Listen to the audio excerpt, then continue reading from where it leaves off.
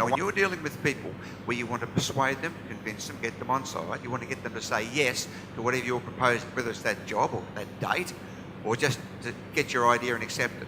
Where are your palms as you're talking? Now, this is something that most people have never considered. Never. You know, after the session, you'll consider it, you'll think about it, and later today, you'll start to realise things about why people respond to you in the way they do that you've never thought about. Here's what I'm going to do. I'm going to say the same thing 3 times. I'm going to change only what I do with the palms of my hands. Now, I keep my body fairly still, so I don't use any other body signals to infiltrate this. And I'll keep my voice as close to the same as I can. I say as close as I can because we know that when you change your body language, it's hardwired in your brain to change the way you sound. So I'll try to keep it as close as I can sound-wise. And I'll use exactly the same words, same instruction 3 times. Now, your task is to decide, do you accept what I'm saying? Do you want to do it, or do you reject me? Do you want to fight me, or do you want to go along with it? You want to say yes or no. That's all you've got to do. Okay, we're clear on this? Here we go. First instruction. Now, don't do this, just imagine this is what we're going to do. Now, in a moment, I'm going to ask the people who are sitting in these seats here, I'll invite you to come and sit on this side of the room, please, and I'll invite the people here to take their seats. Now, those in the back of the room can come forward to the front, and those of you in the front can sit anywhere you choose. Now, raise your hand if you feel okay about what I'm asking. Who feels okay? Raise your hand. So just about all of you are prepared to do what I want. You don't even know what it is, but you're prepared to get up and do what I want because you feel like I won't threaten you, I won't intimidate you, Ellen won't make me look silly. This could be a bit of fun. That's what your mind's thinking because I use a signal that appealed to your ancient brain. Let's try the second instruction. Same words, same voice, changing only the palm. Here we go.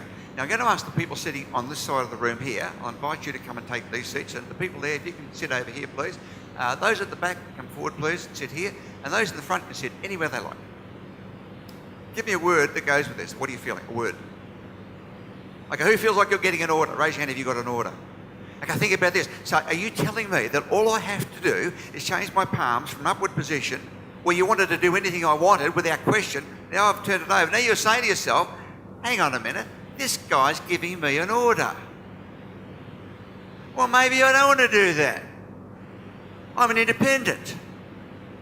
I'll just check it all out. Make me laugh, funny guy.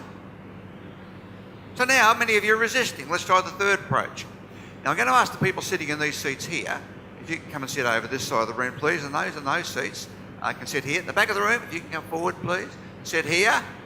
And those in the front can go anywhere you like. Now give me a word that goes with this, a word. Not a gesture, a word. I guess that was a word. What are you feeling with this? Well, this is more than an order. This is a directive. You have no choice, and you're an idiot.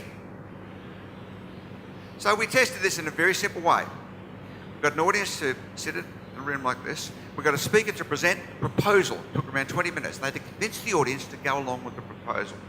But the speaker was instructed to do the same thing 3 times with 3 audiences, same demographic. We just changed the audiences.